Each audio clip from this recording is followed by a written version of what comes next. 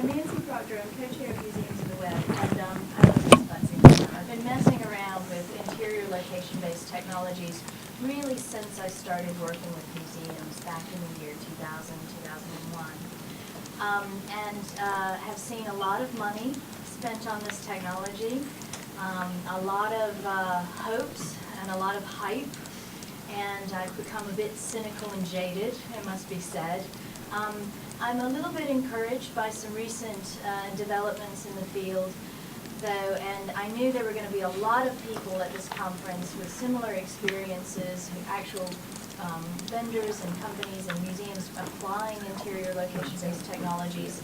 And I thought this would just be a good opportunity to bring us all together to talk about our experiences and share them and see what we can kind of collectively learn.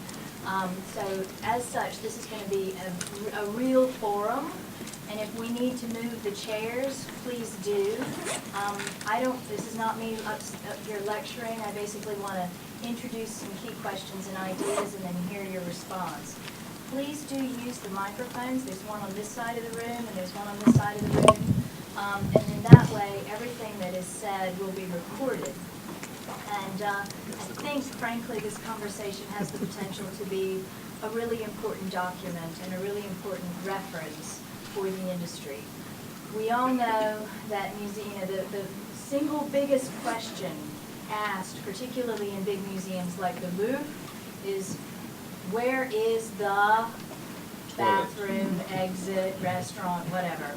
Wayfinding is a major challenge, partly because we have such bad signs in most of our museums. We don't do a very good job of telling people either the name and the date and the other interpretive content about the exhibit or which gallery they're in or where the exit is. So this is a problem that pre-existed digital technology, and yet one that we seem to have put a lot of hopes, particularly on mobile digital technology, to solve. And I find actually even that kind of expectation and aspiration is kind of interesting and frankly suspect. And one of the things I want to put on the table here.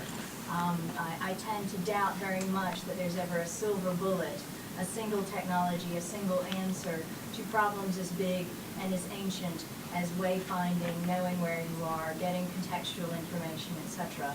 So just to kind of lay out my position, where I'm coming from at the beginning, that's my curmudgeonly introduction. What I wanted to do, just to kind of kick off the conversation, is Jane Alexander, who is in charge of technology and all things digital at the Cleveland Museum of Art, has very kindly given me permission to show you some slides that she presented at the Museum Computer Network just last month about wayfinding at the CMA. And I thought it would be nice to actually have a case study of a particular kind of dominant, very common way of approaching interior location-based services and wayfindings in museums. And then I've got basically a slide for each major kind of technology that we have tried out or I've heard about as possible solutions for museums. So after I've introduced this case study, I thought we would start going through each of these technologies one by one, and I just put up a slide and we'd talk about it. And I want to hear your experiences of it, where you've seen it applied, what worked, what didn't work, all of that. And again, we are being recorded, so just keep that in mind. We won't swear too much. All right, so just to kick things off, wayfinding at the Cleveland Museum of Art. There were some issues. They as you know, they had just did a major project, which Susan Chun and I will be talking about tomorrow, called Gallery 1 with the mobile component called Art Lens. It's a really important, really groundbreaking project for our industry. It had backing to the tune of $10 million. And so with $10 million, you know, you're kind of thinking very seriously and aiming very high in terms of what you're going to do. So they very boldly did decide to grasp this challenge of wayfinding and location-based content delivery to mobile devices of of visitors in the museum. But of course, you embark on this in a building that's been around for 100 years or more, and certainly much longer than that in other parts of the world, and there are issues that confront you immediately. So there was actually already a wireless network in place, and if you want to hear more about that, do talk to Len Steinbach, who was CTO at Cleveland for a number of years, and so certainly would be able to tell you about the kind of the original infrastructure that was there. But it was really intended to provide wireless access to visitors who were in public places, so sort of the cafes and the libraries. The extension, the museum underwent an extension and a renovation, but that plan did not actually include ubiquitous wireless access initially. So ArtLens, which is the mobile app at Cleveland, really required pretty fine granularity for wayfinding and location-based content delivery. And yet they were confronted with the situation that the network was kind of almost an afterthought. So it was not easy to beef it up, particularly and continue to respect the aesthetics of the gallery space. So they did a survey and talked to a vendor about what would be necessary to create triangulation, Wi-Fi based location services in the galleries. And they determined a number of additional access points, but unfortunately, to put them in, there was going to have to be this kind of cutting into the ceilings and pulling Cat6 cabling. I mean, this is major, and especially if you're in a historic building, you can't just kind of go stick access points and cables wherever you want. So it was kind of a non-starter as a solution. But the team did research and into the options for retrofitting and came up with a solution called Navizon, which has this small kind of access point that kind of fit into the lighting track that was already in the galleries. So it relays the locations of the visitors to a kind of a cloud-based system that's calculating the position and then instructing the ArtLens app to respond. And it was actually, they were quite happy with the speed of the installation and the rollout. This particular project had a very firm launch deadline, so they really couldn't miss it. But, I mean, and that was already a huge achievement, but still not quite enough for what they really want, because the volume of Wi-Fi use has increased.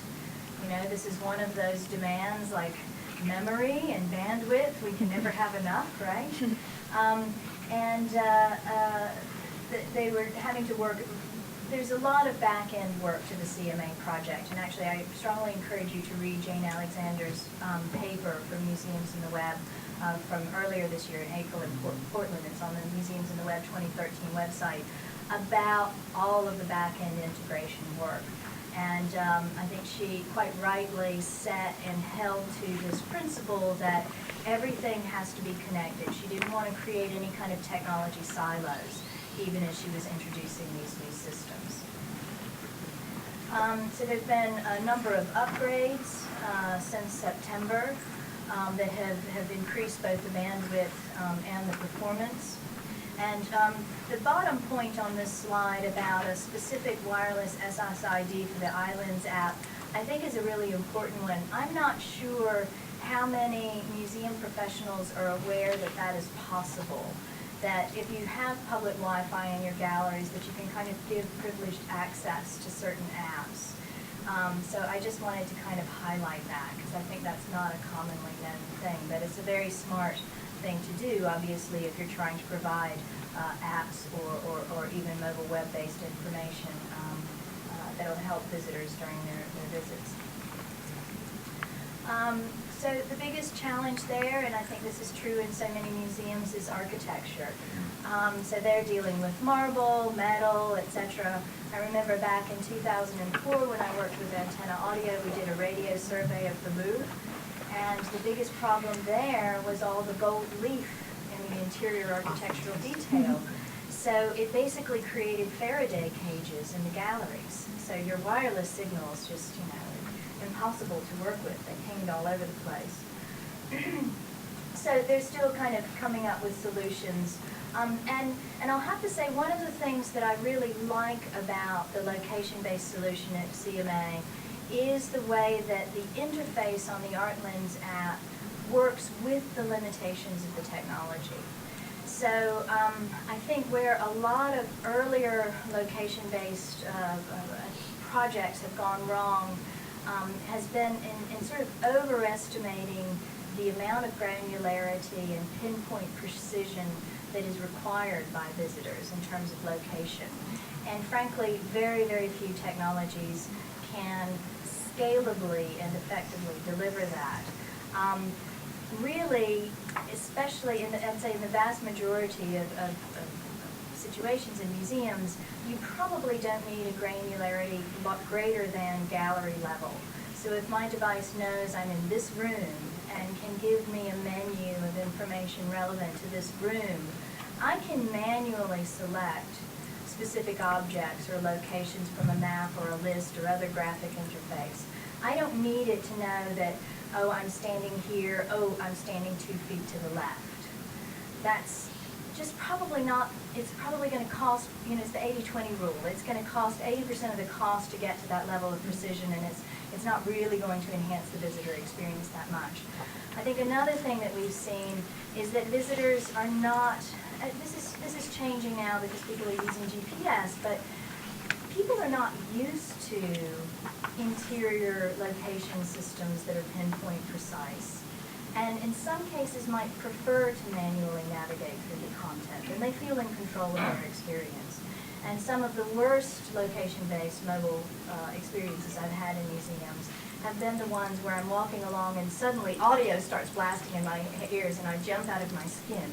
Or I start listening to a message here, and like most visitors, I tend to wander around, and suddenly it cuts off in the middle of the interesting story because I've gone out of range of whatever sensor was being located. So the interface in Cleveland really kind of works with the fact that Wi-Fi-based triangulation is not great for very fine granularity, but in certain conditions, it can be pretty good at least giving room-level granularity.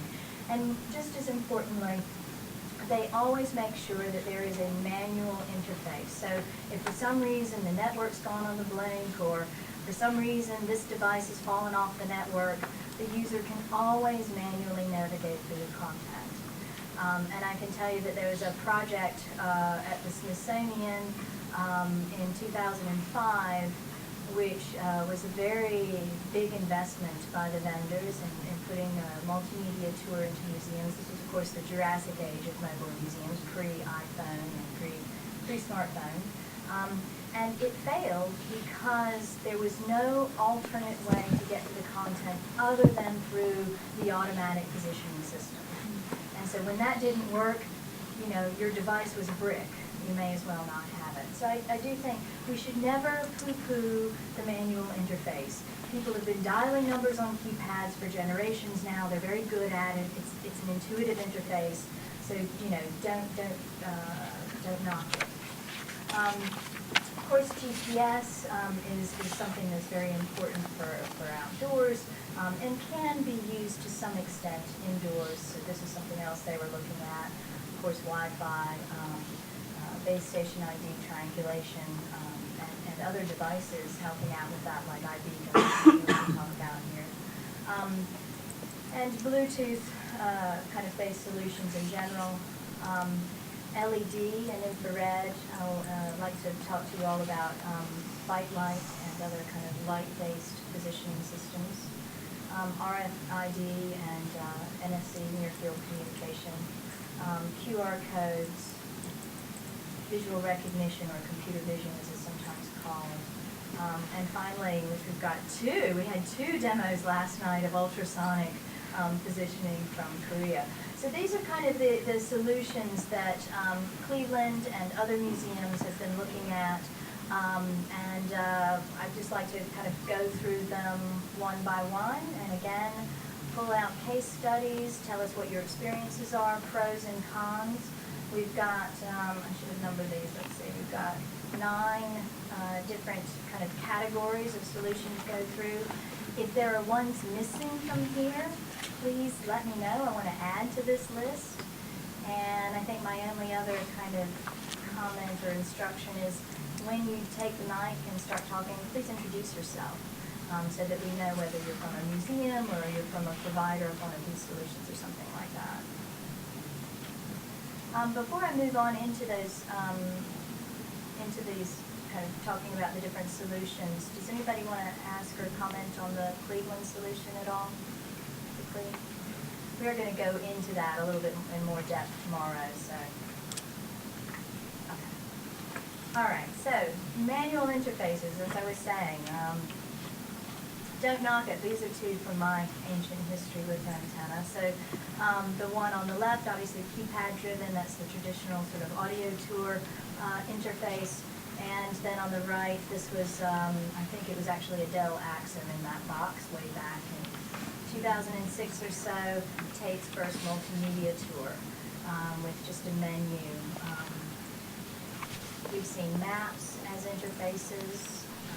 One of the things that I've learned is putting a map in an app which is not interactive is incredibly frustrating for people, so don't even try it. I think for technical reasons we had to try it in the early days of multimedia tours because we couldn't make them very interactive, but we're well past that now. Anybody want to add to the kind of conversation about manual interfaces, pros or cons?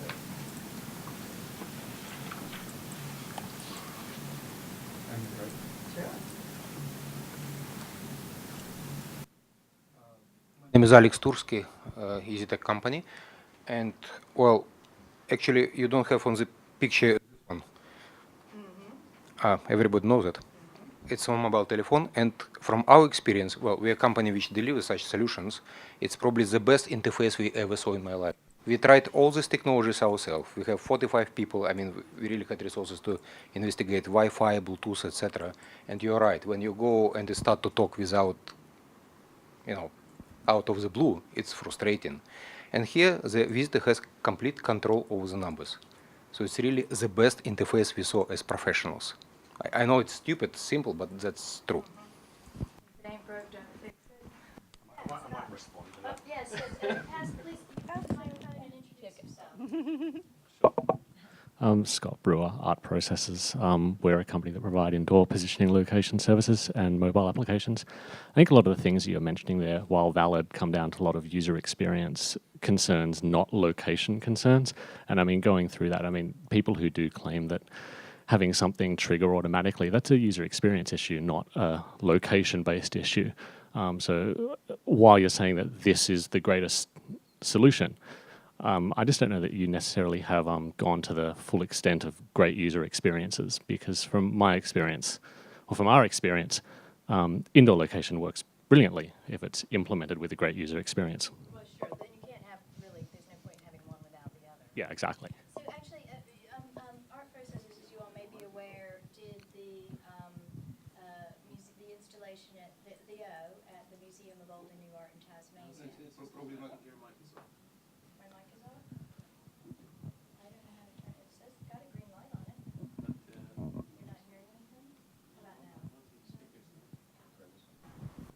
Okay.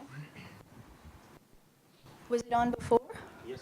Oh, it was? Okay. Probably doesn't record. Yeah, good point. Okay. So the Art Processors did the installation called the O at the Museum of Old and New Art in Tasmania, and that's a situation actually where the keypad could not work because the owner of the museum didn't want to have labels next to the exhibits. Now, that is perhaps an unusual choice for a gallery, but there are plenty of museums and other kinds of cultural sites where it's not possible or practical to have a label. Right? And increasingly we have large art installations that, they cover such a space that's kind of like, where would you put a label anyway? So I can think of lots of contexts in which, as great as the keypad may be, it may not work. Something I would just say, the thing about that is that that's also, when people come with their own device, that's an experience they can bring in with them that we can facilitate very easily. So it's attractive from that point of view. We can put a download for someone, they can load a guide that will go on their own phone that can be simply keyed like that. So that's an advantage of that, I think. Yeah, please.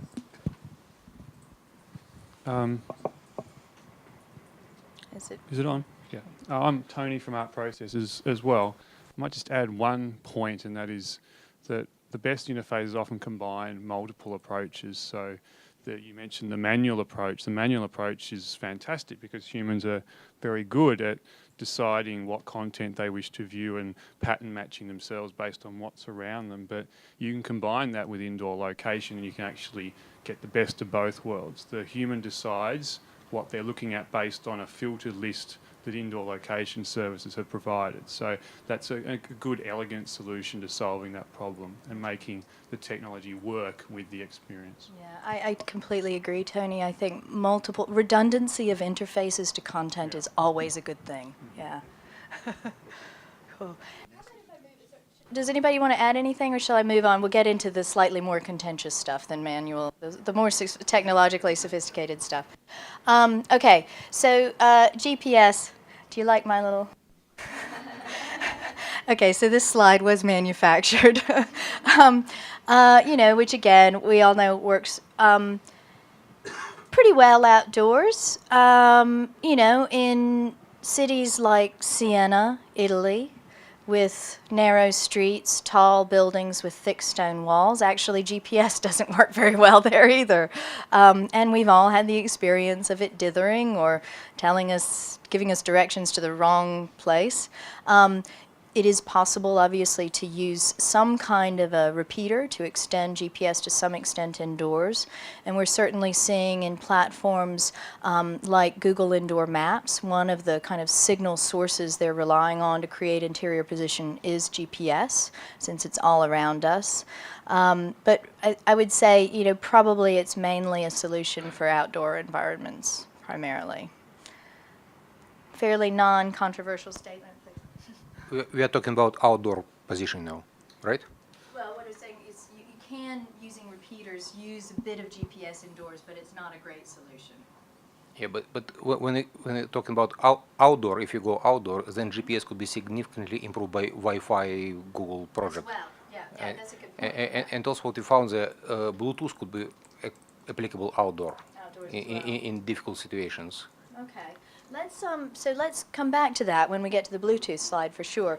Yeah, I think you make a great point, Alex, that outdoors GPS performance can be enhanced by by using other sorts of signals, Wi-Fi, Bluetooth, whatever. Okay. So Wi-Fi triangulation. This is the technology, obviously, that was used at the Cleveland Museum of Art, and there are various ways to do it, and I'm sure there are people in the room who can speak to this in a much higher degree of technical sophistication than I can. They range from base station ID, which was kind of the first Wi-Fi based positioning I ever worked with, where simply an access point had a unique ID. If you were in the range of that access point, you knew you were within a certain radius, which was largely determined by the architecture and the environment, how far that radius could go on the strength of one access point. And then there have been many different solutions that have been developed over the years that use measures signal strength among access points, both to triangulate and to, this is really fading in and out, isn't it? To kind of create a radio map of the space. So I think in some of the more recent solutions I've heard about, it doesn't identify where you are exclusively by what signals you're getting, but also by what signals you had before and by absence of signal. So you might know that there's going to be a big occlusion in the radio network in this space, and that in a sense becomes an identifiable location as well. If your device starts picking that up. The thing about Wi-Fi, of course, is it's radio-based. So radio, by definition, is not a stable thing, right? It's a wave.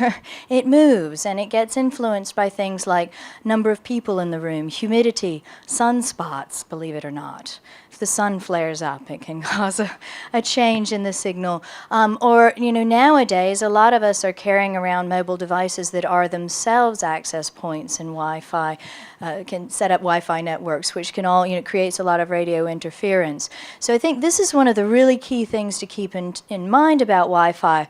Although it can be a very sensible direction to go, precisely because increasingly museums are putting Wi-Fi into their galleries, so it's something that can build on an existing infrastructure that's then doing double duty. It is not the sort of thing that you can guarantee 100% accuracy all the time. Now, maybe that's fine. I mean, frankly, we don't sue Google Maps every time the GPS flakes out on us, right? But I know that, again, and this is perhaps getting easier, but in the early days of introducing location-based tours in museums, which we were charging for, if somebody's paid $5 or whatever modest fee it is to rent a device, and it's not really reliably telling them where they are, they might ask for their money back. So we kind of have to work within the limitations of the technology, I suppose, is kind of one of the things I would say about Wi-Fi based positioning. Anybody else want to add to that? Alex Palin, EasyTech Sweden. Yeah, I mean, also the thing with the users with their devices, they become access points, but then also, even if they will adapt to the particular situation and if it will position them perfectly, next time they'll get update on the firmware. And access points will get the update because all the manufacturers, they're trying to improve the service, so the range is increases, the stability is increases, and then the whole map will change for the users.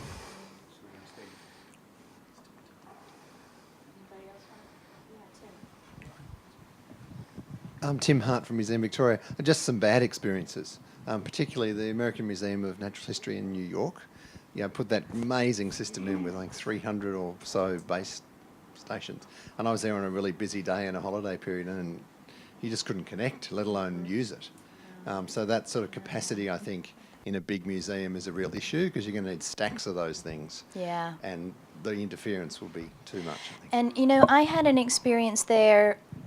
The first time I went, I had a great experience. It worked really well. It was great before the people came in. I was there at a meeting. I was there at a meeting before it opened, and it was fabulous. And then as soon as the doors opened, bang. Right. Yeah. Well, and then I went back with Titus Bicknell, who is one of the people who did the radio survey at the Louvre and has put in a lot of these networks, and we started having a lot of trouble, and he identified the problem was we weren't roaming well between the access points. So we would leave the influence of one access point and it wouldn't reconnect to the next one. And I remember this as being a very big issue at Tate as well. The early devices just didn't roam well. So it's not just the network, it's also, as you say, the firmware and the capacity of the device people are using. And I mean, another kind of concern we had as we started working with this at Antenna was, we don't know what device people are coming with and what the capacity is going to be, and have they kept their device up to date, and do they know how to turn on their Wi-Fi? Do they know how to turn on their Bluetooth? So I'm very interested to hear if any of you have kind of tried to address that, and how do you instruct users in this BYOD, bring your own device world? Expensively, because it's a one-on-one sort of thing. So, the time lens thing I talked about yesterday, we have a desk with a person on it who will help people to get it working, if you like. But that obviously can only happen at certain times, maybe weekends, holidays, other times, good luck. Is your mic working? I don't know. You think so? Okay, good. I thought it did initially. Well, there we go. Okay, good. I just want to make sure this is getting recorded. Yeah, radio. Right, radio. Unreliable, yeah. So, I mean, my kind of sense is whatever interior positioning system you're using, or even if you're using none, but you're handing out a kind of a new technology. I mean, apps aren't bleeding edge anymore. to many people, they're still relatively new. I'd love to be able to work with the gallery attendants, the guards, the people who are in the galleries, and actually have them trained up to provide first-line support. But I know in many museums, the staff who do that are perhaps contracted in from an outside company to provide security services. They don't have that in their job description. It wasn't in the contract. And changing those job descriptions and training them and changing that business model is no small feat. But I do think it's going to take something like that, not just thinking technologically, not thinking that the technology alone is going to solve this problem, but that we're going to have good signage and good staff on the floor helping people to use the technology as well. And, are museums ready to do that? There's one back there, and then Alex? Oh, sorry. My name is René Meijs, ITOR. There's one we've delivered outside services, location-based service for a long time now, and what we see is that when people bring their own device, it's more and more that you see that the actual support on how they should work the device, work the app, is less, but we get more detailed problems, like that the GPS positioning is not accurate. So what we actually need to have now is more detailed knowledge about all the devices and all the detailed technologies. So sort of the help shifts. And keeping up with all those devices is no small feat. It's a challenge. Alex. One economical question. To deploy such system in the museum costs a lot of money. What kind of money we are talking? 100,000? Well, it depends Million? on the architecture. Well, it costs a lot of money. At the same time, some other technologies are developing. Let's take the Google project. How it's called, Alex? Wi-Fi positioning in cities. It does have. Well, no, outdoor maps. So right now in the cities, when you go with your telephone gets information from GPS, and it gets also from all Wi-Fi networks mapped by other devices in the Google database. So Google, yeah. So when you're going through the city, your telephone is scanning Wi-Fi environment, send it to Google. Google put it on the database. So when somebody else goes, it takes data from database. It improves your position. So Google is working on this kind of project globally. It means that even right now in this room, I start to measure Wi-Fi networks. There are a lot of them. It comes from the window, from the street, whatever. It all comes to Google. So let me guess, in 1 or 2 years from now, Google will come into the buildings with the same technology which they use outside, and you'll get it all for free. Yeah. So point is that it will come to you by itself. For example, you'll install some application from our company or any other company with those telephones, and this Android operating system at some moment will just know the position without even your interference. Even we as a supplier of such solution will not know about it. Just at some moment my telephone will start to work. So probably we don't have to do here anything, it will just come by itself. So this is, that's the I think point. I figured out the microphone. So this is an interesting proposition. I mean, do you think museums should wait? Like, is it our job to be the technology leaders and innovators and spend the $5 million that it takes to try this stuff out? There have been the Smithsonian and the Getty both burned through $5 million. Well, I can tell you of one large museum project I know of that's, $1.5 million.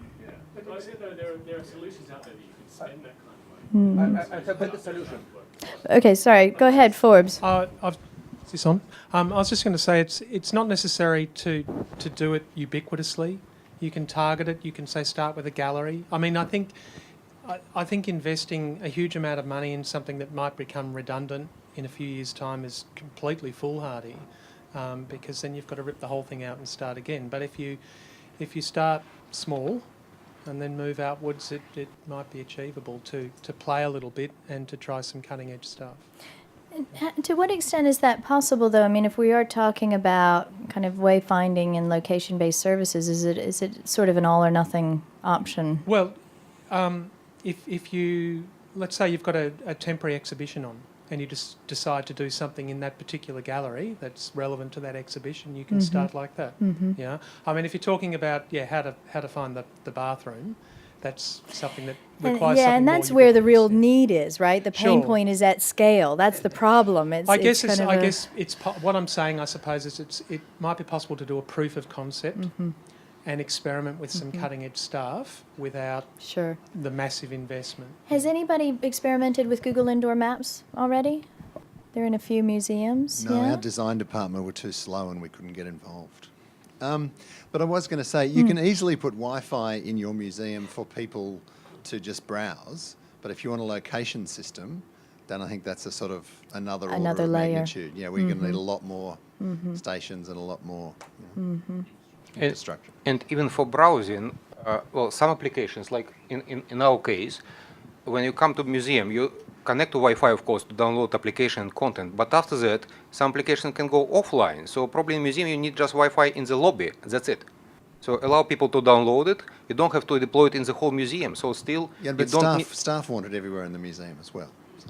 well, Yeah, Forbes. When we're talking about location awareness, are lots of people still talking about Wi-Fi triangulation? I'm just wondering whether we're talking a lot about Wi-Fi when in fact we should be talking about other stuff now. We will. I know and we will. will, And if and we're I'm just- ready, we can move yeah. on to those other ones. But yeah. I'm segueing. Yeah, perfect. Are we ready to move on? My next one is Bluetooth and iBeacons. Okay. All right. So, it's radio again. Has anybody used iBeacons yet? They're brand new, yeah? We'd love to hear your experiences. Yeah. So we actually implemented our first Bluetooth positioning system March this year at the State Library in New South Wales. That was iBeacon, just to confirm the difference between Bluetooth and iBeacon. iBeacon's really just Apple putting an API call into Bluetooth LE that makes it a bit easier for you to set up through your phone if you're a developer and to access through your code if you're also a developer. Beacons themselves, the estimates that you've got on the left and whatever the thing down on the right is, it looks suspiciously like ours, but is actually, I think, Contact.io. It's whatever I grabbed off of Google Images. Yeah, I mean they're just Bluetooth beacons, and Bluetooth positioning works in a number of ways. Proximity is the easiest way, which is what iBeacon does. Then you can go back to what you're doing with Wi-Fi as well, and you can use trilateration or triangulation to get more accuracy with it. Do you find that they work well in combination with Wi-Fi? In the State Library, we use purely Bluetooth on Apple devices because iOS doesn't let you actually do Wi-Fi scanning. And the accuracy that we were getting at the start, we were just doing proximity, and it worked well. It was room level. You didn't need many. I think we put in 50 over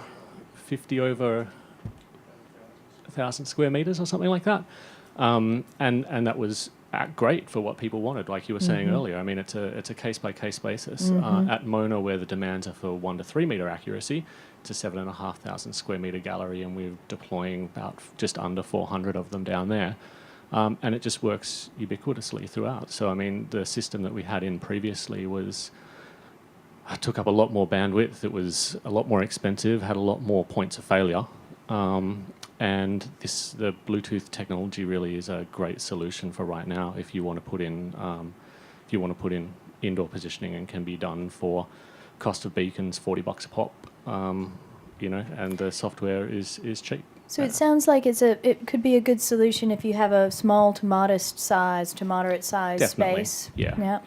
It'll definitely get expensive if you're someone you like the scale up, Louvre yeah. or something Sure, like that. sure. But again, it depends on the sort of level of accuracy you need. These things can range for about they have about 50 meter range either side. So. And how about size of the crowd? So what I remember from my early days of working with Bluetooth, and it's actually been a while since I've worked with Bluetooth, but there is a limitation on the number of simultaneous clients. So if you are at the Louvre and you've got 1,000 people around the Mona Lisa, you actually don't need to connect to them. So it's it's purely scanning. Okay. So there's no connection that needs to go on. Those old limitations of Bluetooth don't really apply here. That's the really big difference, is the fact that you don't need to connect to them. You just do a scan in the background like you Okay. would for Wi-Fi. It gives you back a signal strength, and you use that information to say that this is roughly where you are. So in that sense, the content is locally stored, and you're just triggering. Yeah, correct. Yeah. Right. So, yeah. Content should. It doesn't have any connection with the content. Content could be on your telephone. You can get it through internet. It's only about triggering. And do you understand? It's only proximity. You don't do triangulation with Bluetooth. No, we do.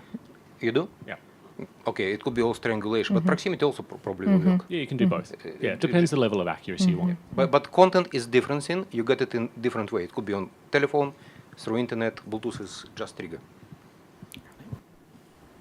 Well, I can add that the problem with iBeacons, of course, it's they're low powered, but you need to have on your device, you need to have Bluetooth 4.0 or, yeah, for now it's Bluetooth 4.0. So they are not backwards compatible. So if people will get into your museum with the iPhone 3, 3S, it's not going to work, as well as older Android devices.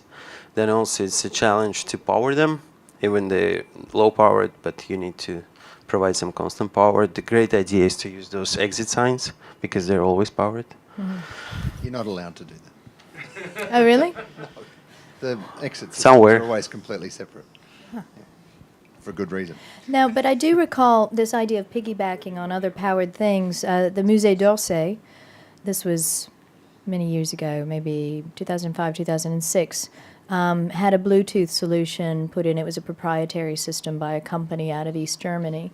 And I guess they weren't called East Germany then, but that's where they were located, on that side of the old line. And that there was a kind of a hub of Bluetooth innovation there. I can't remember the name of the town anymore. And they went and put the Bluetooth access points in on top of the security cameras because the security cameras had power. And I've always been very interested that that system didn't persist. I don't know if anybody in the room actually has experience of it and knows what happened. Okay. Maybe they were a bit disturbed about people being able to easily discover where the security cameras were.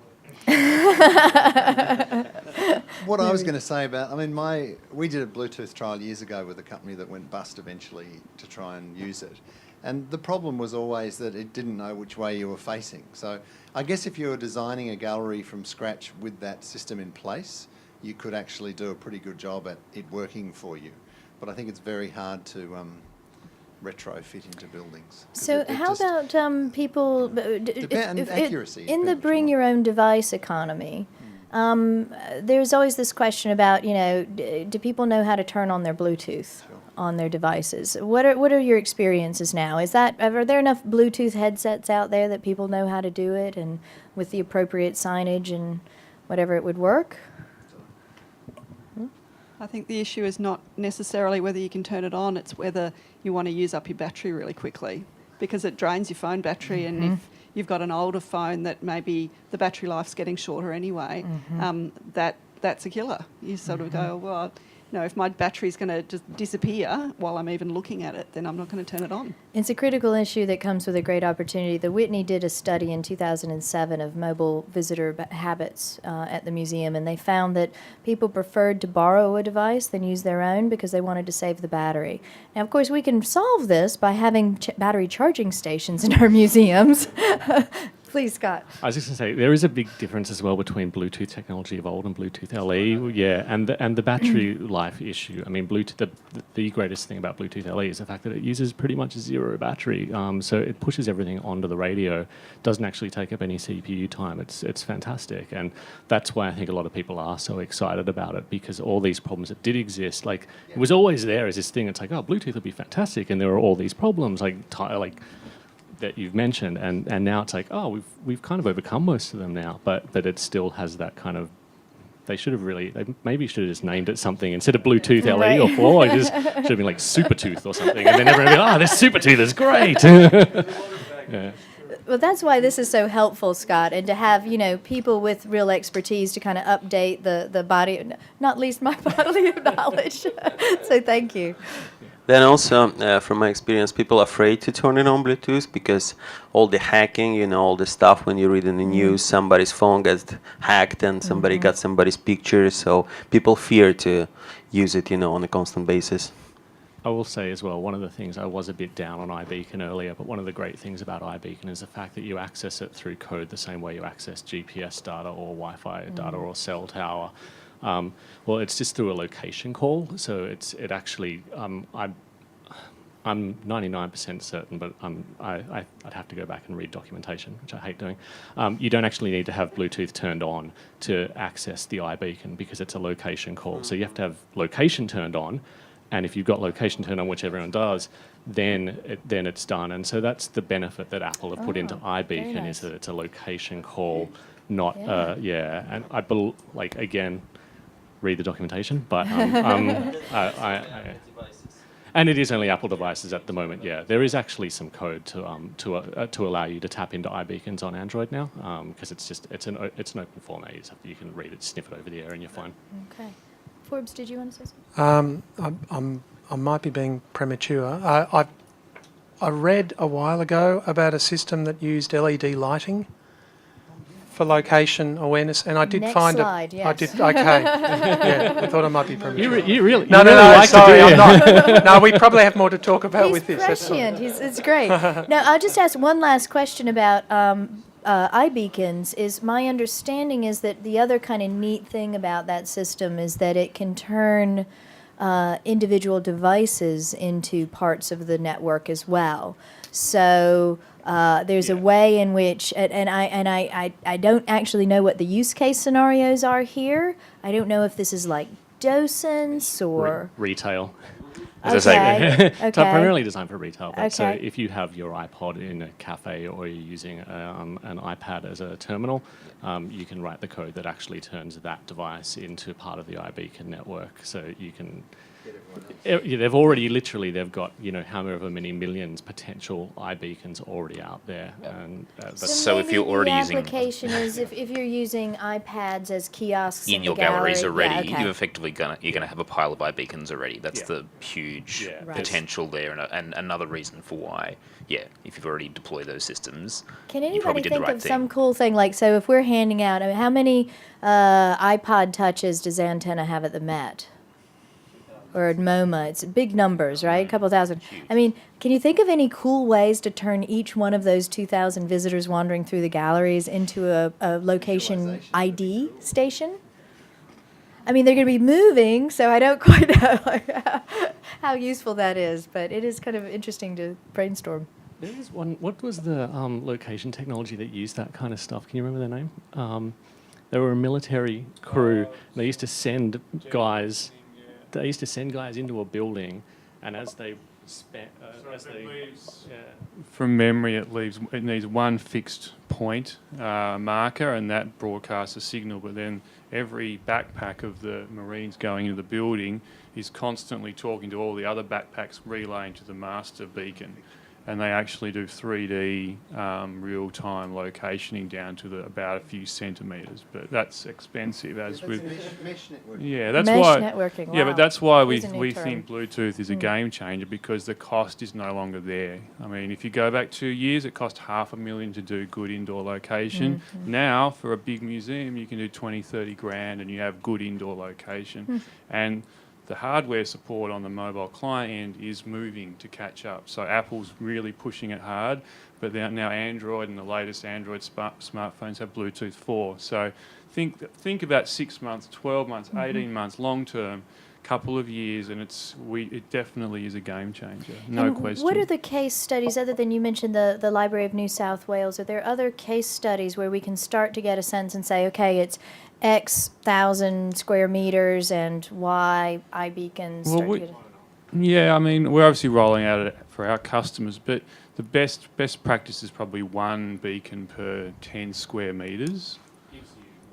Yeah.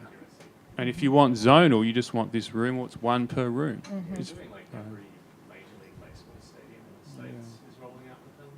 Major League Baseball stadiums? Yeah, so they're going to be ready, and they're going to be able to do iBeacon to get you Yeah. in and to get you to your place in the So Remember to use the microphone, yeah. 12 months from now, there'll be an awful lot of them. Right, Yeah. right. Which is going to be interesting, because if it just becomes absolutely pervasive through retail, then there might be an interesting kind of consumer backlash, which means when I come into a gallery or a museum, the last thing I want is this kind of ubiquitous stuff popping up everywhere. So it could be an interesting one, whether you end up creating safe spaces where these things don't happen to your phone. Developers definitely have the opportunity to kill it if they're. But Sure, I'm choice. kind of.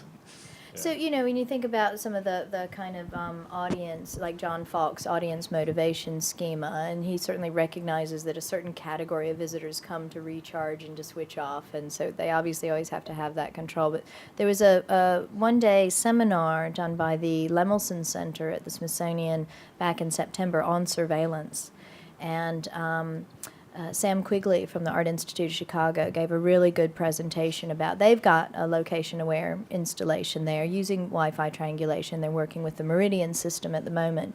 And, he was arguing about, really talking about all the benefits that it could bring in terms of enhancing the visitor experience if we can data mine, their location, their activities based on location.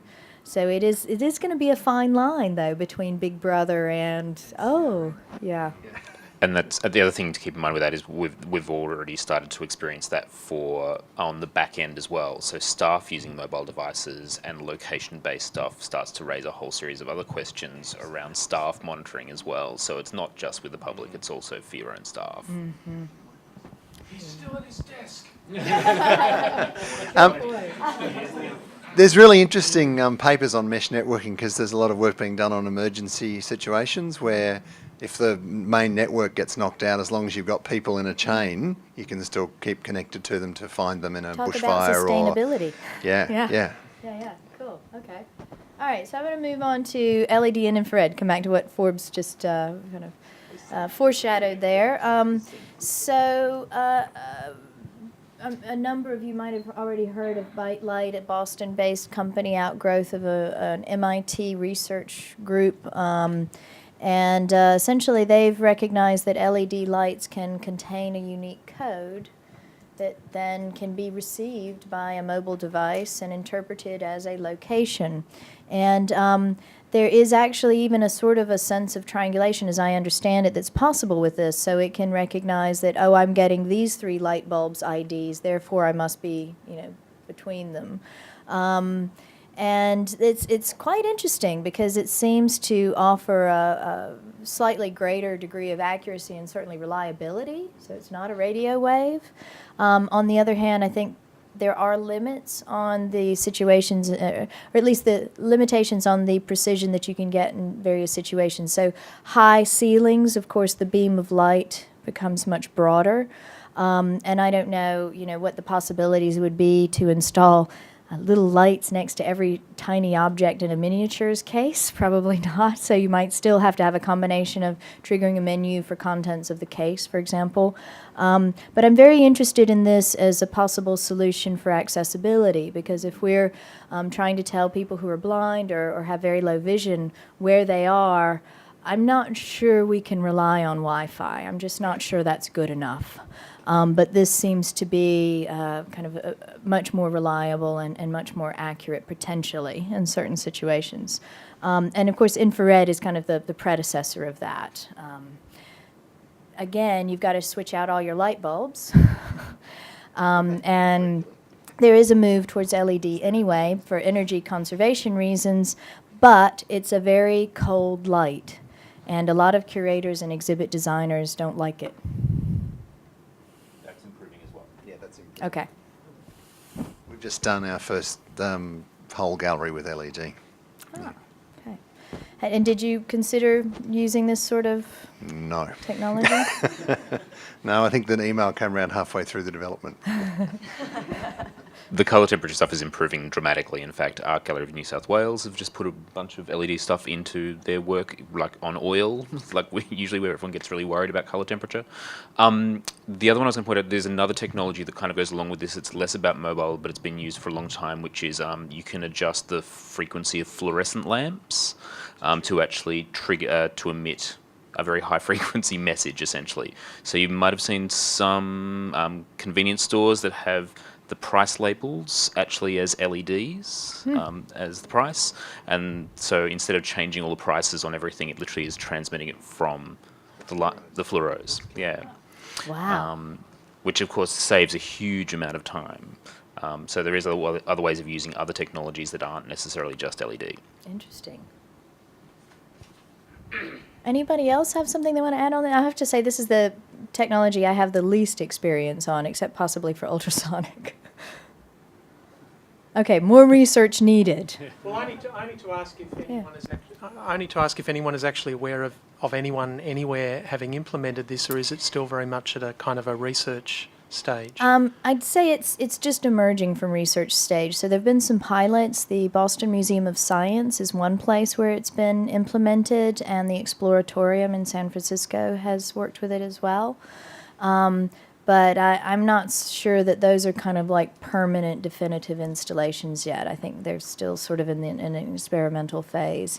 But really do check with Mark Check in particular at the Boston Museum of Science would be able to give you chapter and verse on that. Yeah, because, I mean, again, coming back to what I was saying earlier, it occurs to me that it would be incredibly cheap, relatively speaking, cheap proof of concept.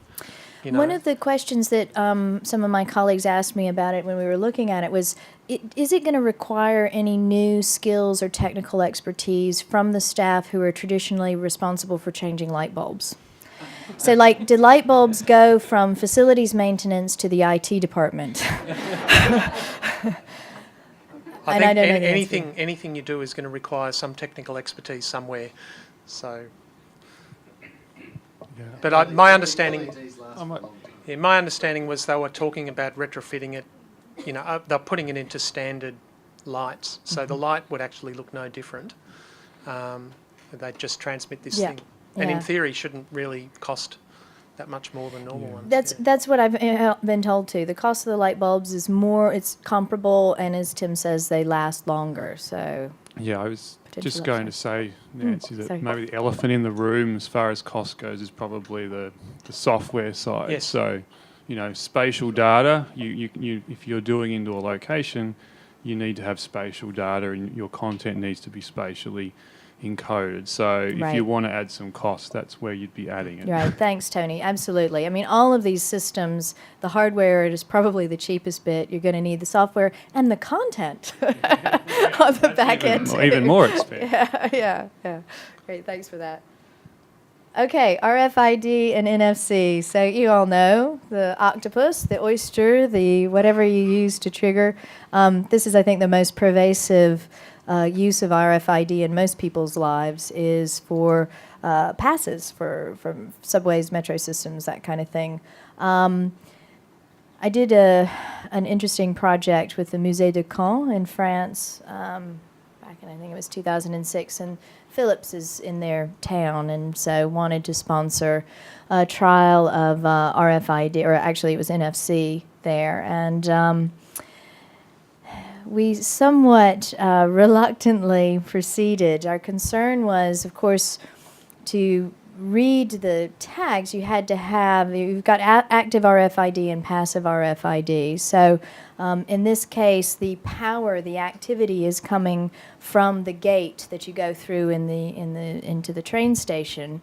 The question in a museum is, where do you put that bit of the technology equation? I don't really think we're going to install one of those next to every painting in a gallery, much less deal with the crowds that it would cause. I mean, audio tours already get criticism because they make people stop and kind of clump in front of an exhibit. You can imagine this where people actually have to touch. And another kind of funny anecdote from early on, we were doing some work with La Cité des Sciences et l'Industrie in Paris, and one of the providers said, well, we'll give people wands. RFID wands, and they'll be able to touch the active tags. And one of my colleagues from Tate said, well, I'm sure my daughter would love to bring a wand into the gallery and wear fairy wings too, but I don't think that's going to be acceptable. Security, have to say all these people wandering around with sticks. With sticks, exactly, pointing at the artworks. Yeah. So that's one challenge. Okay, so then the other thing you can do, and this is what the kind of the Philips experiment wanted to do, is you put the power hungry computational side on the device, and then the passive tag is on the wall. And then they are quite cheap. You know, they can be well under $1 a piece in cost. The range, though, is dependent on the length of the antenna. So there's a chip in these things with an antenna, which is usually coiled up to increase length. The distance that it will read is determined by the length of that antenna. So there is a kind of a real estate question on how big the tag must or can be, especially given the aesthetics and the installation of the design in the space. But of course, if you put the computational bit on the device, the power-hungry bit on the device, then it runs down the device. And very few personal consumer mobile devices now have NFC built in. I am hearing, people are confidently saying even Apple's going to bring it in. So that might change, but we actually had to hand out NFC devices at the Musée du Caen, and I think Quai Branly in Paris as well has done an experiment with Philips in handing out devices, and frankly, when I went there and tried it, it just didn't work. I mean, the triggering was incredibly unreliable, despite the fact that, it was this kind of you go up and touch kind of scenario. So I'm sure there are many places where you could use RFID in museums, but I'm not sure it's a kind of a blockbuster solution. Does anybody have an opinion on that? I would rather put the numbers here, but use the calculator. Use the what? Sorry. Use the calculator more, but put the numbers there. Just enough. Well, sure. Yeah, this is where you could, if you can put an RFID tag, you could probably put a number and use the manual keypad. It's true. It's true. And the number will be easier for people to use, sure. Okay, so there was another application, come to think of it, though, in Austria, in Vienna, at the Science Museum there. And Ottmar Moritz kind of pioneered a card. So visitors, when they get their ticket to the museum, they get a kind of a card like this railway ticket. And as they go around, they register that they've been at different exhibits, and then they get a record of their trip. It's kind of an early version of what you have at Mona. And, that there is a certain popularity to that, the ability to kind of use RFID to make a record of your visit that you can then revisit later. So what do you think? I was just going to. The first thing I was going to mention that we actually did a proof of concept earlier in the year where we were trying out NFC and Wi-Fi fingerprinting. So I know we talked about Wi-Fi already in the triangulation, but you can also use fingerprinting, which is another way of doing it. So we looked at the ability to use NFC to get someone's accurate data.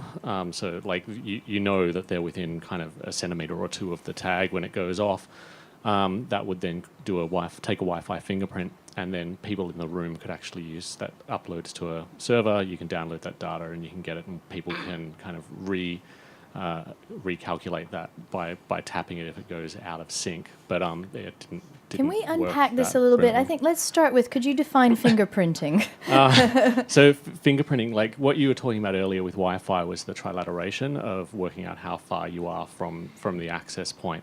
Fingerprinting is more taking a scan of the room, knowing in a spot that this is what the Wi-Fi signals look like when like I'm the radio here. map kind of. Yeah, okay. this is what it looks like here. It's the same what Google does globally. Indoor maps. That's With Wi-Fi networks. yeah. So they do fingerprinting. That's how they do it. And so you can kind of get your fingerprints from all the places that someone's tapped through.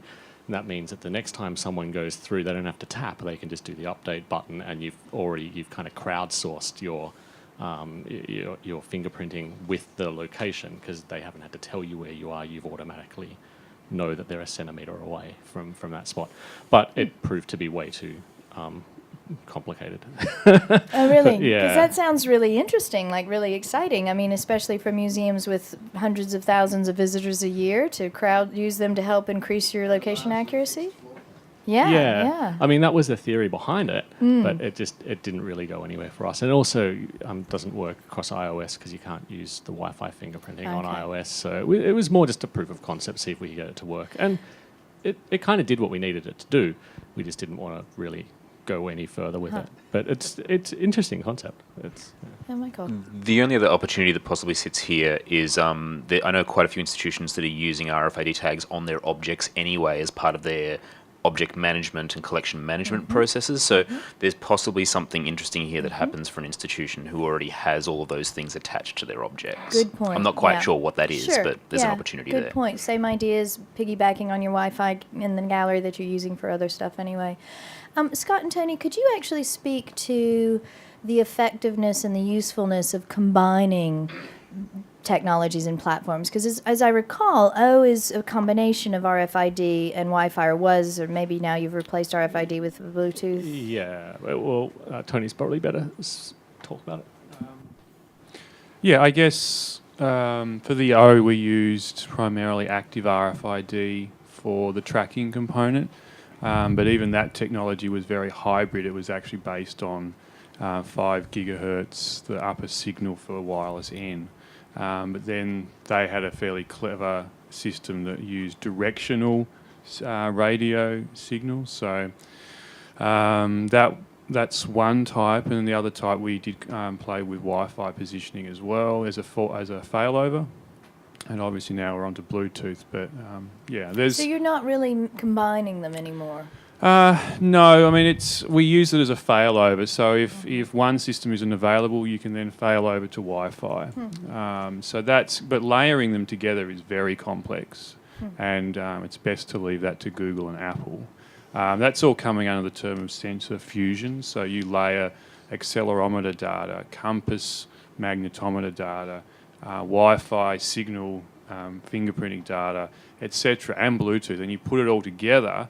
Including the cadence and the walking speed, and then you get some really interesting results. And Apple actually bought out a company that was doing that called Wi-Fi Slam, and we're guessing and assuming that Apple will implement that in the near future. And we actually were using Wi-Fi Slam for our state library project in New South Wales, and on a week before go live, Apple bought the company and told us to stop using them. So. The same thing happened. No, the same thing happened to the Exploratorium, so you weren't allowed. Right, interesting. And that's a fantastic technology. Works extremely well. The very best accuracy we've seen on any system at the consumer level. So Apple have that sitting in their back rooms right now.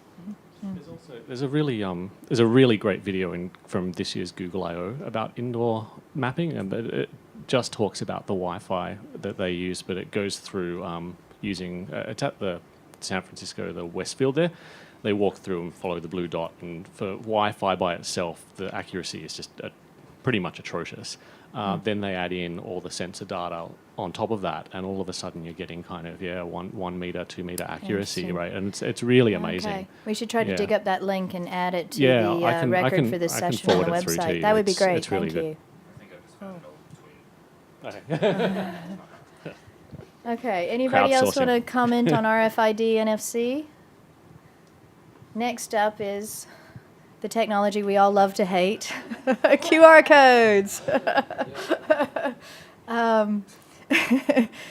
So it's actually, in some ways, it's kind of like RFID, right? I mean, like you have to actually get within a line of sight level of distance. Much hyped, much excitement. I'm proud to say I was curmudgeonly about QR codes from the beginning, which again isn't to say that I would throw any technology out the window. There's always going to be a good use case for just about anything.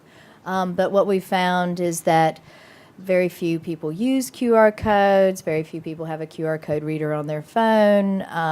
They don't know how to get one on there. They can't be bothered. And there's also a content and presentation problem often that, there's nothing compelling about a QR code per se.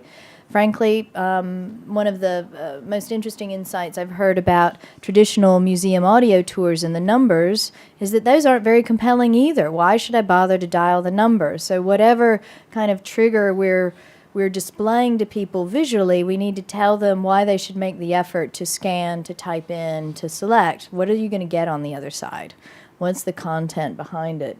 So I think that has probably contributed to the demise of the popularity of QR codes, at least in the museum community, is that they weren't very used as a technology, but also we didn't implement them very well in our first projects, which kind of contributed to killing their popularity. Please, can you pass the mic back?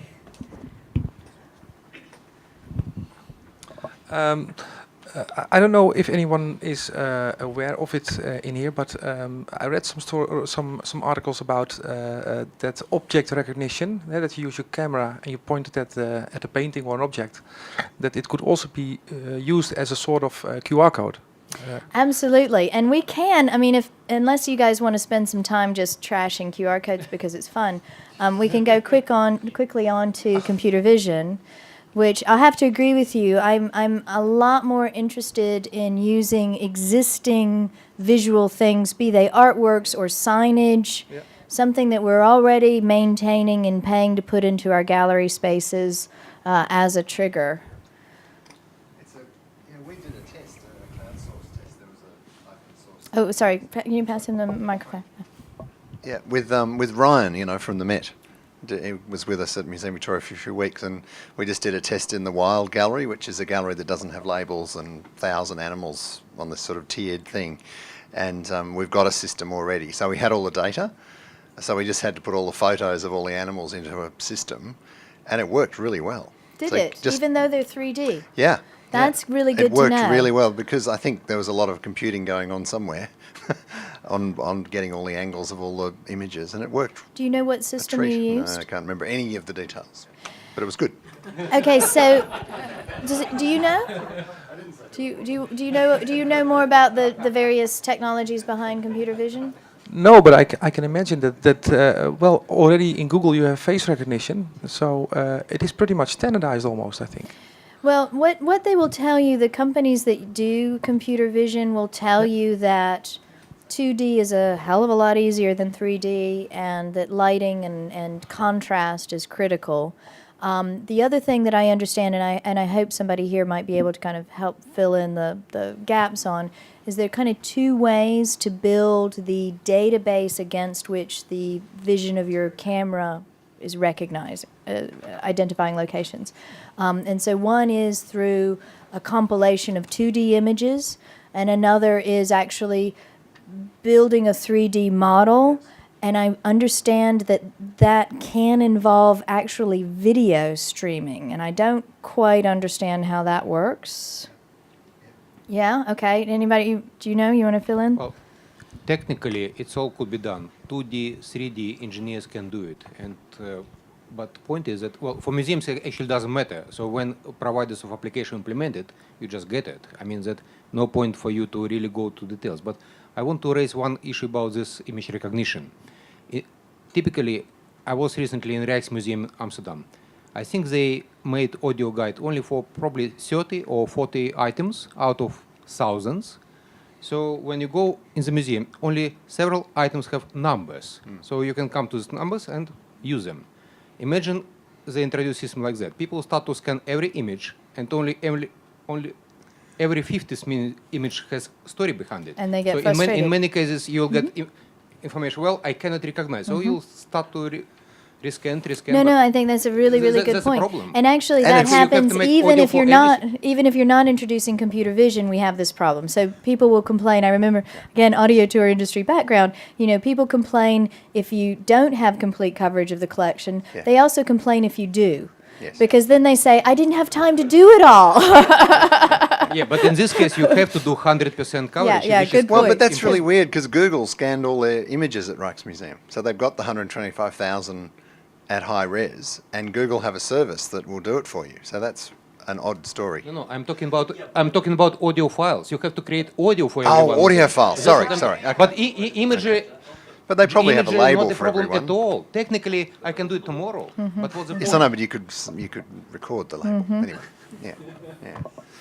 Can anybody fill in any detail about the video versus still image Yeah, I was computer that's vision? actually why I grabbed the mic. Yes, there's a new There's a new app for iPhone and iPad that does. You take photos, I think 4 or 5, and it produces a 3D model. It's going to work. And it works really well. Simon's got it at work. I haven't played yet. Yes. 1, 2, 3, catch. Yeah. Yeah. So that will work, I think, pretty well. Yeah. Well, so one of the things that I've been wanting to try is a sort of a crowdsourced approach to creating the visual recognition data set with computer vision, where you kind of have an event and maybe do it gallery by gallery or wing by wing of the museum, and you invite the public in. And as I understand it, every camera, every type of camera phone takes photos differently. So you actually want to have photos from as many different devices as possible to serve all the multiple kinds of devices that will be coming into the museum. So you could have an evening event, for example, where you have one team of people who are taking photos, and it's just like photograph everything, all as many angles, as many different kinds of situations of people blocking the view as possible. You put all that into a database. The second team is tagging it as it's coming in. You know, this is Kermit the Frog, this is, you know, the Mona Lisa, this is whatever. Yeah. And then, of course, those tags would allow you to connect to your content management system, which might be just serving up labels, or maybe it's serving up audio files or whatever you've got.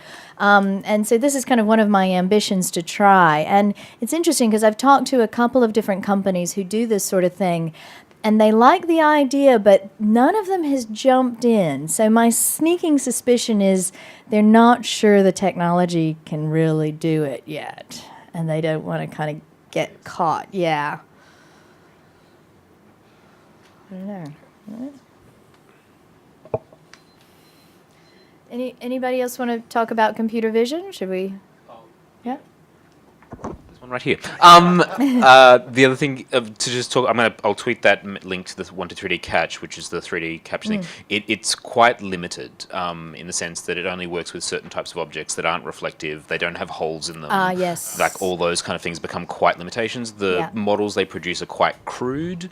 So they're kind of useful maybe as a interpretive tool or as a way of doing close-looking exercises or any of those kind of things, but actually as a meaningful way of capturing three-dimensional data, it's a bit more of a toy than it is a tool. Very good point. And actually, yeah, there are some serious limitations on computer vision, just as there are on regular human sight. So if you've got a dark corner, or one of the exhibits I was looking at is clothing from the 18th century, which was all kind of like brown and gray, and there's no high contrast, and the camera can't differentiate. And of course, as you say, behind glass is a real nightmare. That said, I think that it's inevitable that the technology will improve really, really rapidly, especially with things like glass and that sort of thing, because those sort of technologies totally depend on computer vision and recognition and so on. And I think in 5 years' time, we'll be dealing with it'll be a completely different environment. And I think that's inevitably that will be the solution. I really hope you're right, because to me, computer vision has the potential to be the most scalable of the solutions we've talked about here. I mean, you still need Wi-Fi throughout your galleries, but we already photograph the hell out of the interiors of our museums. Everybody's coming in. I mean, 70% and more of our visitors are coming in with a device that has a camera in it already.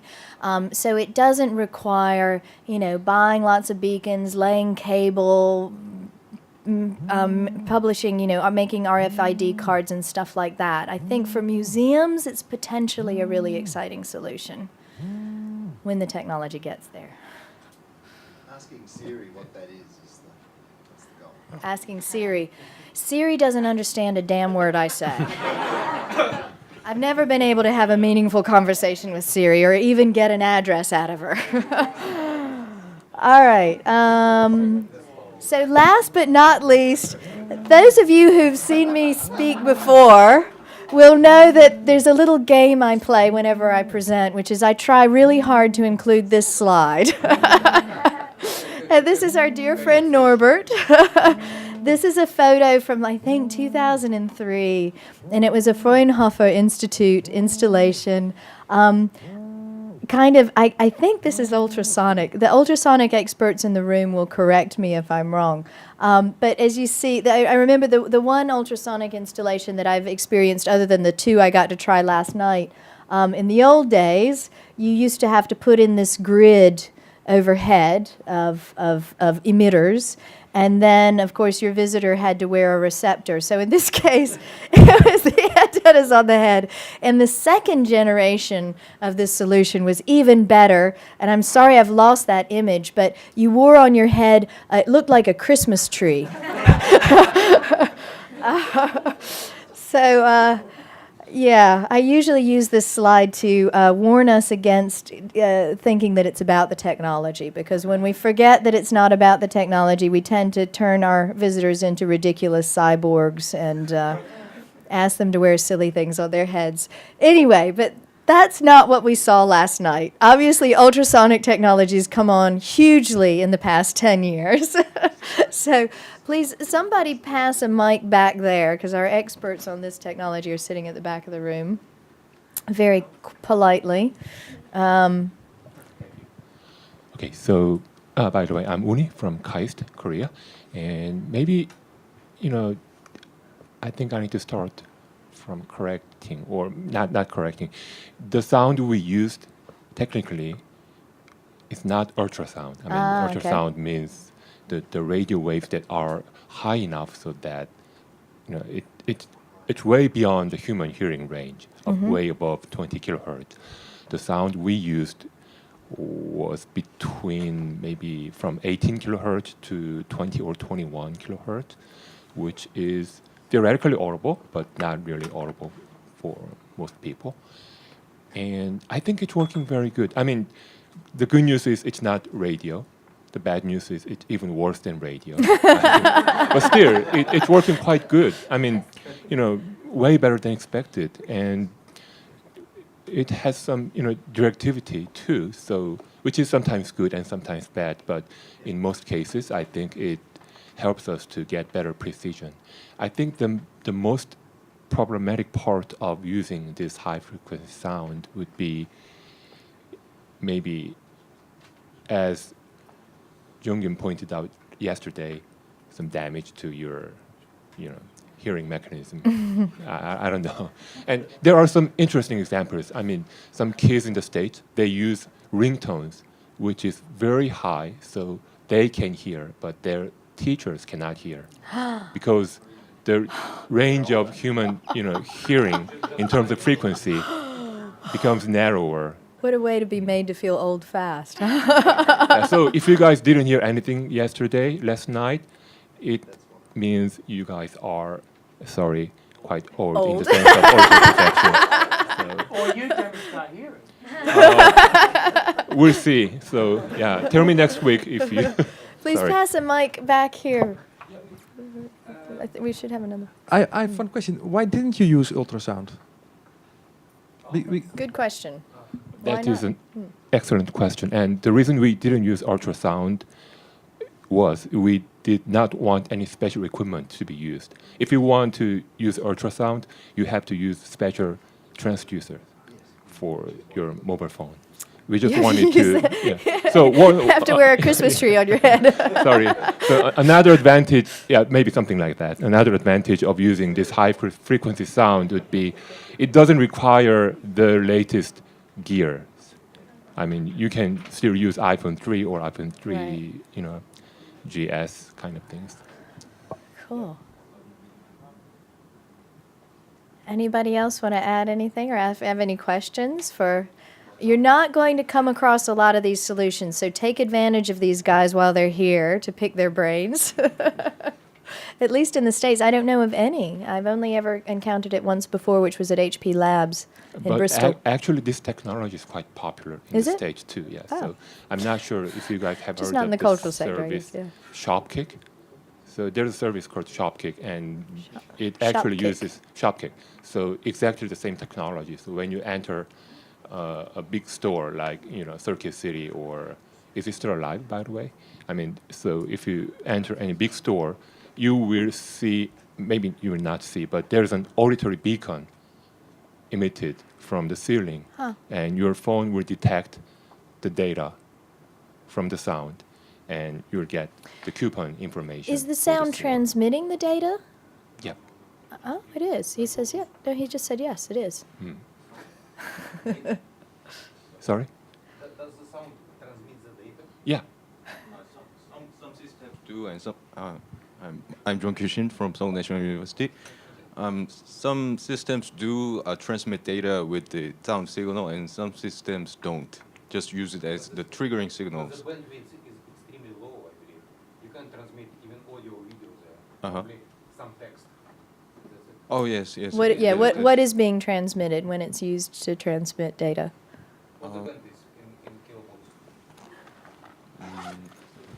You can think of it as a sound version of QR code. So, So it's triggering locally stored we're usually content. sending about 6 to 10 characters Sure. long text messages. But that's all we, So like thinking about Byte Light. doing. Yeah, that's all we need to do. We don't need to. We don't need to transmit anything. Yeah. Yeah. Got it. I did have a question about hearing aids. How would somebody using a hearing aid be impacted by one of these high-pitched sound systems? I don't know yet. Yeah, we haven't tested it yet, but Okay, so let me just say, if you did want to kind of bring this into museum context more for use, answering that question is quite critical because right. typically museums have a very large percentage of their visitorship are people who are over a certain age, at which point they start having hearing aids. But regardless, from our mission and our legal obligations, we have to be very accessible. And if we're putting in place systems that might damage somebody's expensive hearing aid, you're going to be in big trouble. Right. On the other hand, it might not be an issue at all, precisely because their hearing clearly doesn't operate in that range. So it's really a question whether it would damage the equipment more than their ears. We should be using hearing aid loops to deliver content to people who don't have hearing. Could be. Right, right. We should be using hearing aid loops to deliver content to people who don't have hearing problems. Picks up like a hearing aid picks up. Well, that's true. That's true. Sennheiser's been doing that. Pass him microphone, please. You guys aren't being recorded. That's a good thing. I was going to say that, Sennheiser's got a whole series of tech that they've had for a very long time, which uses a whole series of different technologies, loops in the floor, all the same things that get used for a lot of those devices to do quite specific-based audio triggering and audio. That's right. stuff. And I probably should have mentioned GuidePort earlier. And is that radio? It is radio, isn't it? It uses a combination of different technologies. So they've got some that are just it's trigger-based stuff. So it'll store stuff locally, and then it'll be triggered based on near-field stuff or based on loops in the floor and all those kind of things. And they've also got real-time proprietary radio links, so you can do live audio as well. Yeah, I thought I remember that again, it's been a while since I've experienced one of their systems, that they tended to have these kind of overhead radio transmitters. Is that right? Yeah, okay. Not scalable, but yeah. Cool. All right, so actually we're 3 minutes away from the end of our session, I think. Is that right? Don't ask me. I just put the program together. I think we're done at 3:15. So, but we got a few minutes if anybody wants to. Yeah, Alex. Somebody pass Alex a microphone, please. First of all, I would like to introduce one more technology. Please. Yeah, great. We discussed it with in St. Petersburg with Hermitage. It's quite a big museum like Louvre. They also had the problem of finding the way. And in this discussion, we came to quite simple approach. Imagine you listen to the story number 25, and after that you want to find the exit. So actually, it's quite possible, knowing that exhibit 25 is in specific hall, to make a line on the map showing where the exit. So without any positioning, just using the knowledge of this. Thank you for it's bringing that primitive, up. but it may work. No, you're right. We should have mentioned that in the manual section. And actually, we did this at the Louvre, again, before the iPhone. We called it virtual positioning. So you're absolutely right. If your CMS knows where object number 25 is, you have a location, and you can do some actually quite interesting stuff. It was all built in Flash. Yeah? You mean the National Palace Museum in Taiwan? Yeah, you can supply those visuals to this guidance. They just made simple images, but then they put they drove some arrows in there, and if you want to find some certain point, then you go from the point where you are now to the point that you want to go. And one more comment about more practical, let's say, point of view on the whole story. We all like toys. I mean that we all like to discuss this Bluetooth, Wi-Fi, etc. But if you're talking about museums, just don't forget that there is a value chain. A museum, supply of application, then the technology, then operating system, etc. So, for example, I would put in the way that if museum is looking for solution, we are talking probably about audio guide, then I would just find all the suppliers of audio guides and start to ask them, guys, what kind of triggering system do you use? Do you use Wi-Fi, QR codes, whatever? And then choose between suppliers of application instead of looking at the specific Wi-Fi solutions, whatever.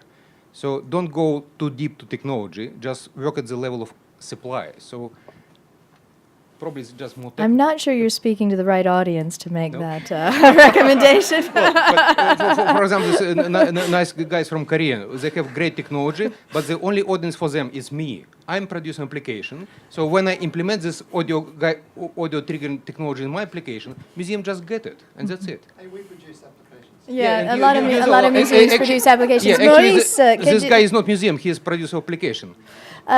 Maurice, could somebody pass a microphone back to Maurice, please? Thank you. Thank you. Thank you. I really enjoy this catalog of tracking system and everything to know where people are, what can we tell them, and so on. So I just wanted to share something about a project I'm doing more. Project. It's the way to detect that there is nobody. So the thing is that you have a screen where you have the thing you would like to show, and the visual appears only if it's totally silent in front of the screen. That means we detect that there is no sound. Nothing else. And then you see the thing. Sometimes we should reverse the process and not thinking about giving more and more and more to people that just would like to enjoy what they see, but also sometimes to say, if you're ready to enjoy it, you will get it. So for me, sometimes it's interesting to know that the audience deserve to get the content. And for that, it's a matter of behavior. It's a matter of behavior. So we have to rethink this wheel to give always more and more and more, when sometime we will go deeper by giving less. That's just a personal opinion. I think you should, if you have a chance, go onto the Museums and the Web 2013 website and check out the keynote presentation from last year. And I think you'll find your sentiments are very much congruent with our keynote presenter. Good. But thank you. I mean, this is actually a great note to end on, that the technology is in the service of a certain kind of experience, and we need to not let the technology dictate the experience or the content that we produce. And I do think we've seen that happen in the audio tour industry, where in the old days we had cassettes, reel-to-reel tapes, and broadcast technologies, which meant that everybody got a continuous stream of content. The advantage of that was we knew what you'd already heard, so we could tell you who Napoleon was before we introduced the painting by David. Now, since we've moved to random access technology in the keypad, we tend to think about audio tour content in terms of sound bites. This work, I'm talking to you about David's painting of Napoleon. You're from China. I don't know if you've even ever heard of Napoleon. Do I need to tell you who Napoleon is first? Do I repeat that every daggone time there's a painting of Napoleon? So, we lost something because of a technology upgrade that started dictating the way we thought about experience design. And that is what we need to be resisting. Yes, please, pick up.